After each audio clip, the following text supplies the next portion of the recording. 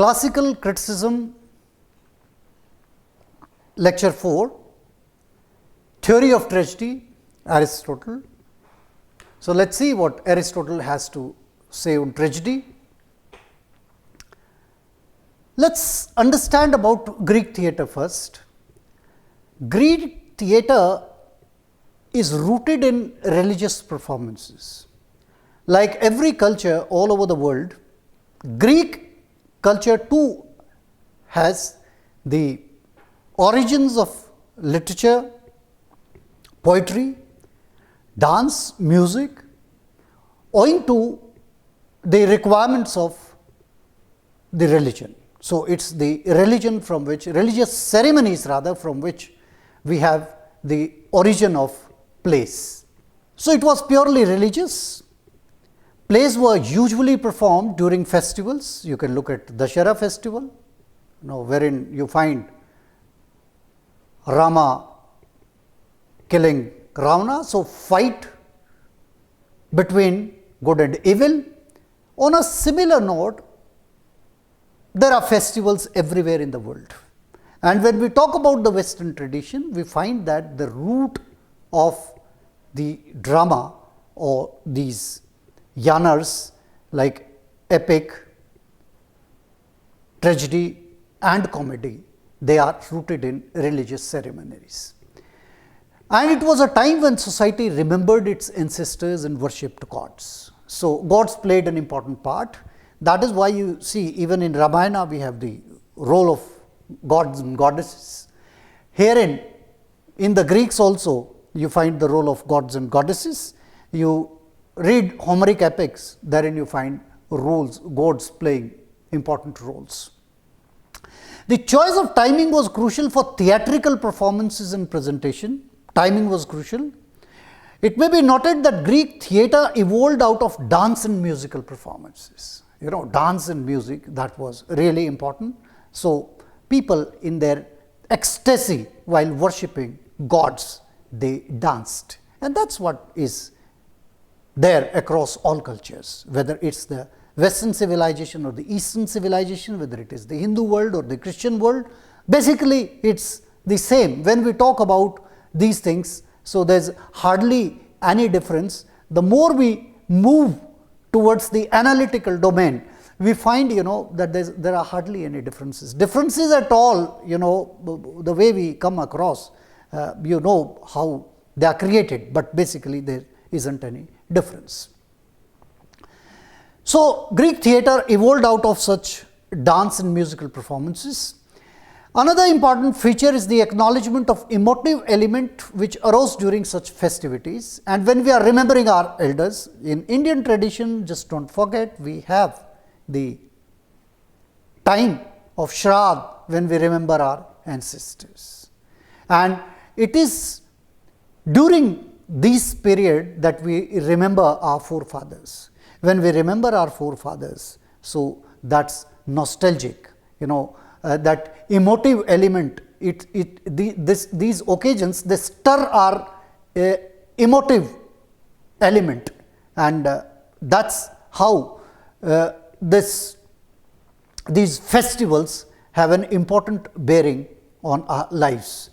And when there is stirring of this emotive element in human beings while remembering the elders across cultures like Greeks and the present day Indian context, we find that this emotive element which is stirred by these festivals, it leads to catharsis. Now, catharsis is an important term. Let us see what is catharsis. Catharsis is, it talks about feelings, it talks about the emotive element. So, according to Aristotle, imitation is a two-way process. The concept of mimesis is common to all fine arts, including various genres of poetry, namely epic, tragedy and comedy. The tragedy is divided into 6 elements: plot, character, thought, language, music and spectacle. In brackets you find these terms, original terms. Then concept of catharsis is even upheld by Western critical tradition till date as a part and parcel of Aristotelian ethics. So, catharsis, that emotive element is still upheld, because if the art fails to stir emotions, it is of no use. So, we find that the element of catharsis is upheld even in the modern times by Western critical thinkers. Mimesis has two dimensions, that is principle and practice. When we talk about the principle, principles were laid down by the ancients while witnessing performances, while watching different performances. So, they observed those performances and they evolved a common consensus as to how the performances should be there. So, they came out with certain rules, and we have talked about those fixity of rules while discussing Plato on the subject. So, those were the principles, and the practice was, it was a way of dealing with theatrical devices and implementation of the principle. How we practiced, So, practice and principle, they were the main things. Principle is human urge responsible for the creation of drama, and it involves aesthetic values. Now, 6 elements of a tragedy can be seen as different parts only from the purpose of analysis. However, from the perspective of performance on stage, they form a unity. We have these 6 parts of a tragedy. For the sake of convenience, they are studied separately, but they form a unity on stage. Even internal and external division has been done by Aristotle only for the sake of convenience. Internal division includes plot, character and thought. They are not as noticeable as the visual and auditory component of theatre, such as diction, music and spectacle. These qualities are equally important, and none is more important than the other. All these elements are equally important. Now, coming down to mythos, Aristotle calls myth the soul of tragedy. Myth, the story, mythos that we talked about, and in modern convention we call it the plot. So, you might have noticed drama, you might have even watched movies. There is a plot. The story is more important. Though techniques of story have changed, with the modern times, because society is dynamic. So, but basic things remains the same. So, Aristotle calls the plot the soul of tragedy, but it does not mean by this that other elements are not important. But the myth, the story binds all other elements of the play together. Now, as far as the performance of a play is concerned, it has an intricate structure consisting of gesturing, speaking, singing, dancing and moving. Now, when we talk about a play, its performance consists of gesturing. Characters gesticulate. Kinesics plays a very important role. Kinesics means the body language, your body communicates, gesticulating, movements of body, language derived out of the movement of your body parts is kinesics. So, kinesics plays a very important role, and the example is evident in the form of gesturing, speaking, singing, dancing and moving. So, it has an intricate structure and it involves so many components. So, the series of episodes story has been considered as the elementary structure of a play. However, it is merely the ground upon which many complex patterns are built. So, series of episodes or the story is the main foundation. It is the main structure on which other complex structures are built. Now, we talked about collective memory of culture. So, art talks about that, collective memory of culture, and it also, collective memory of culture also forms part of the mythos, myths. So, myth and ethos, that is character. For the ancients, myth meant the story, but for the modern critics, it is plot. In modern term, plot is an intricate turn of events which is full of surprise and suspense. in olden days, the story of ancient houses used to be the subject of tragedy. These stories were, however, transmitted orally and were preserved through collective memory.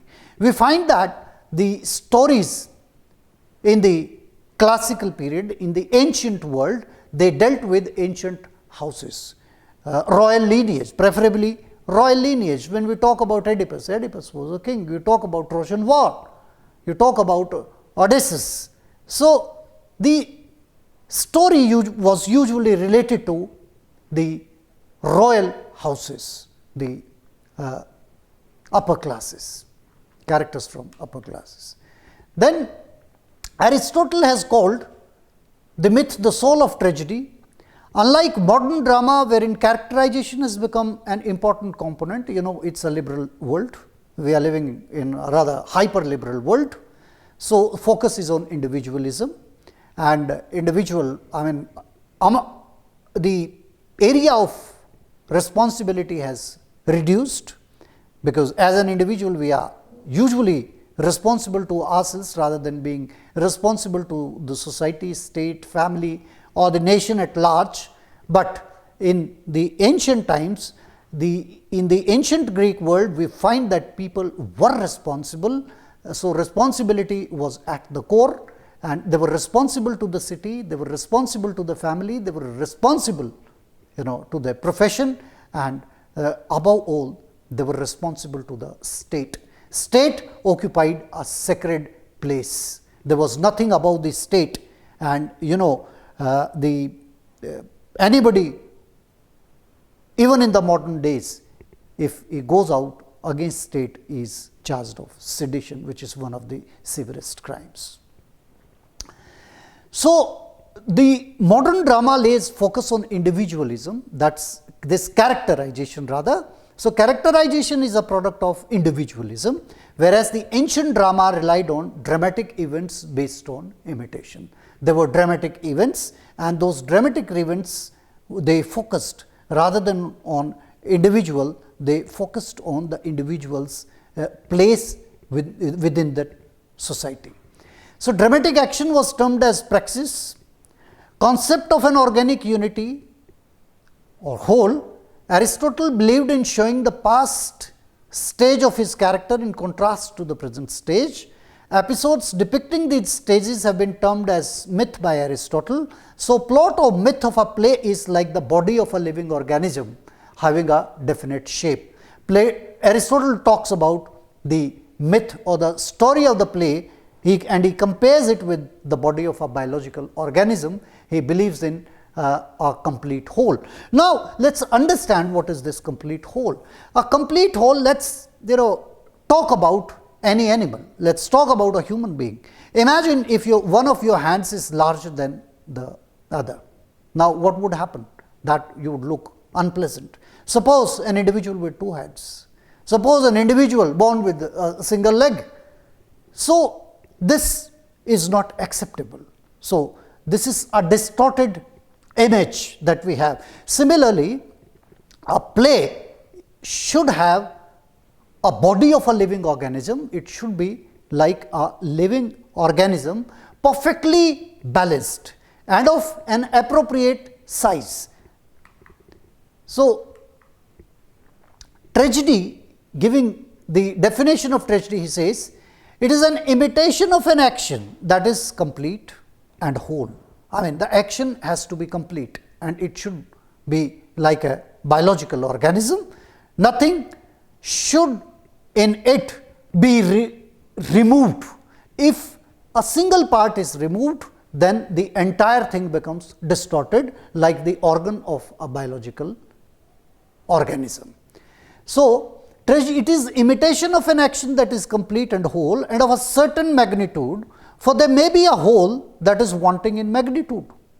A whole is that which has a beginning, middle and end. This is how it defines that a story, a plot has to have a beginning, a middle and an end. Again, a beautiful object, whether it be a living organism or any whole, composed of parts, but must also be of a certain magnitude, for beauty depends on magnitude and order. Try to understand it, Neither a very tall man who's 7 feet 6 inches looks handsome, nor does a very tall woman looks beautiful, right? Nor do we find, that human beings like pygmy Lilliputians, they look handsome or appealing. What instead we find is that individuals who are neither tall nor dwarf, they look pleasant and they look handsome and beautiful respectively. So, the plot has to have a beginning, middle and end, and at the same time it has to be of a certain magnitude which is appealing. Say for example, a story can't go on for years and years. It has to, and it has to be of a specific, like we find even Shakespeare or Marlowe for that matter dividing their plays into acts and then scenes respectively. So, that is the magnitude, that is the order, and that is why these episodes are linked together as if they are part of a biological organism. You look at any story per se and you can the idea would automatically become clear.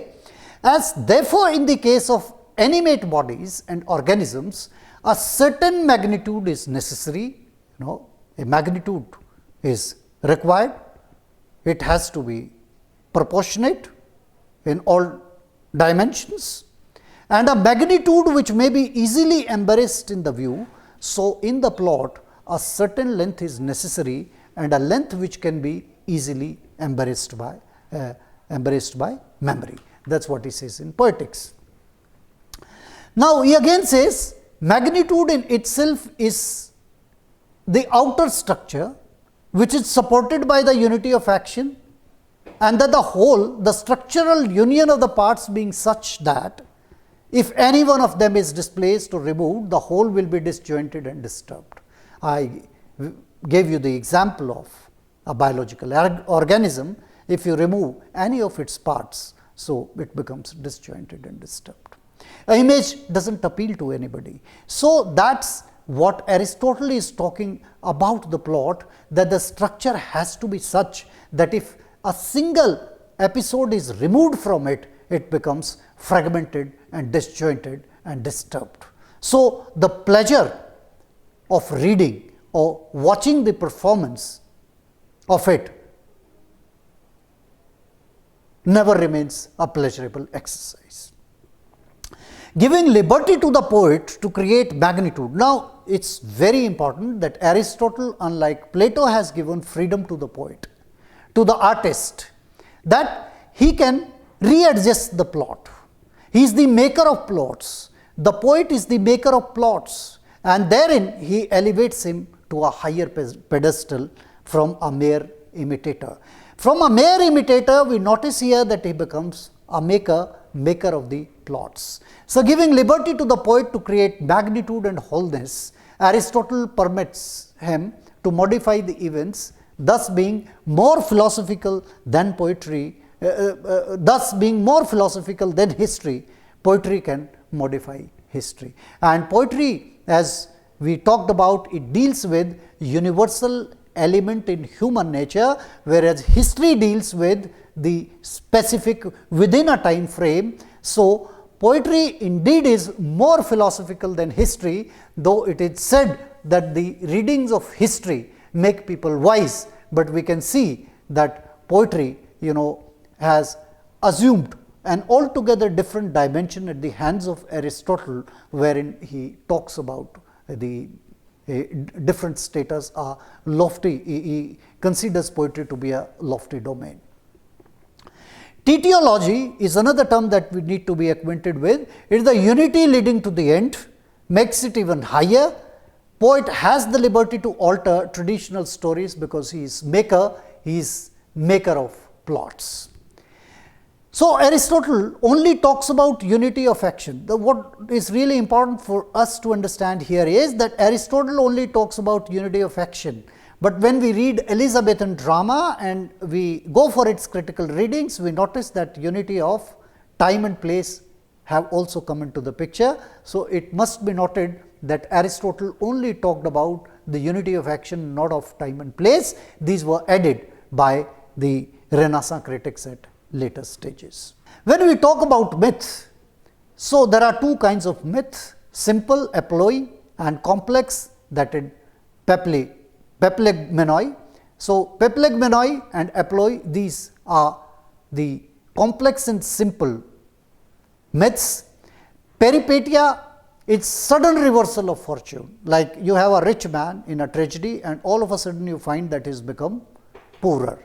So, peripeteia is the sudden reversal of fortune, and anagnorisis is the sudden discovery. Sudden discovery in the sense you can correlate it with you fight, two brothers are fighting, they do not know, they had separated in childhood, one was kidnapped, they become enemies of each other, they are fighting. All of a sudden there is some mark of discovery that one of them gets to know that he is his brother. So, that is anagnorisis, and these elements of peripeteia and anagnorisis, they are equally applicable to comedy and tragedy as well, because in comedy you find that a brother and sister might be wooing each other without knowing it, and there might be an anagnorisis, there might be a sudden discovery, and the deed is misdeed is prevented. So, peripeteia is the change by which action veers to its opposite. So, once peripeteia, the discovery takes place, the action veers is to opposite. We have the example of two brothers who do not know that they are brothers, but the moment one of them gets to know that they are related and they are brothers, so action veers to its opposite, wherein earlier these two brothers, they were willing to kill each other, now they become friends, they are brothers, and that's so it is a change by which action veers to its opposite, and it always subject to the rule of possibility or necessity.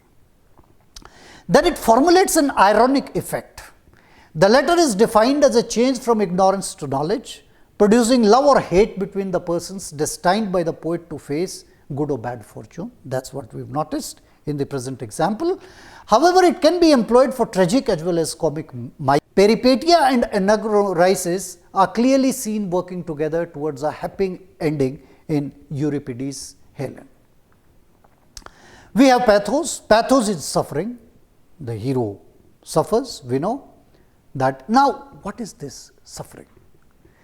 Suffering is an important component of a myth, and suffering is the result of some error on the part of hero, that is error of judgment, wherein one fails to take the right decision.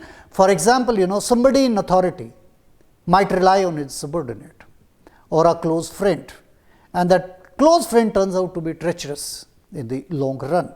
So, that is the error of judgment of trusting a man who was not worthy of trust. That is hamartia, and this is noticed in Othello's case, Iago. He trusts Iago. He should not have done so, but he does it.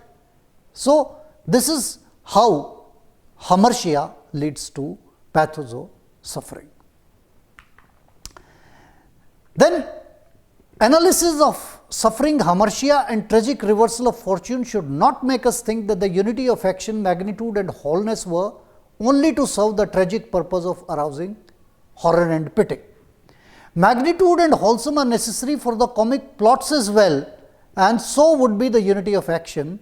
These three are actually the basic properties that any plot must have.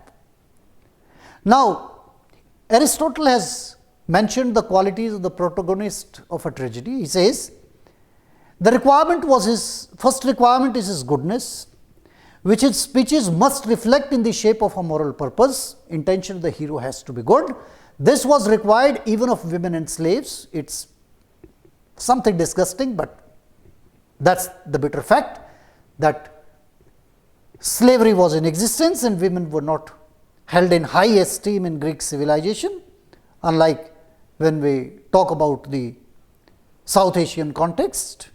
So, they were not held in good esteem, women and slaves. And the second thing to aim is propriety. There is a type of manly valor, but valor in a woman or unscrupulous cleverness is inappropriate. I mean, I really do not agree with Aristotle on this front, because we have a civilization wherein mother and motherland, they have been given the highest status. And even when we talk about the Western civilizations, the motherland forms an important ingredient. We talked about sedition laws and all. So, Aristotle, it is something really repulsive that Aristotle denies valor in a woman, because we have women fighter pilots in Indian Air Force. They have started inducting them. We have induction of women in NDA as well. We have women, and if you look at CBSE results, the girls are faring better than the boys. So, I mean, anyways. So, unscrupulous. So, this is a type of manly valor, but valor in a woman or unscrupulous cleverness is inappropriate. Now, Aristotle wishes women to be subdued if they are to reflect goodness. Thirdly, a character must be true to his life. This is a distinct thing from goodness and propriety, as he had described. The fourth point is consistency, for though the subject of imitation, which suggested the type, be inconsistent, still he must be consistently inconsistent. Say, for example, we are talking the subject of inconsistency. So, inconsistent has to be consistently consistent. So, if he is talking about inconsistent, then it has to be consistently consistent. There should be no change in that. It has to be a perfect flow. Most of all, the poet should make a likeness which is true to life and yet be more beautiful. He should preserve the type and yet ennoble it. In all these externals of a character, the most essential thing is ethos, or that which reveals a moral purpose, showing that kind of thing a man chooses or avoids. That is what he says in Poetics. So, he has talked about a hero, how a hero should be like. He shouldn't be an exceptionally good man, but one like ourselves. Since he belonged to a royal lineage, he would be expected to be courageous. Moral choices have always been made without fickleness by all characters like Hippolytus, Antigone, Orestes or Hecabe. But we know that Antigone is an exception. We shall take up the issue in the next lecture about this. Thank you.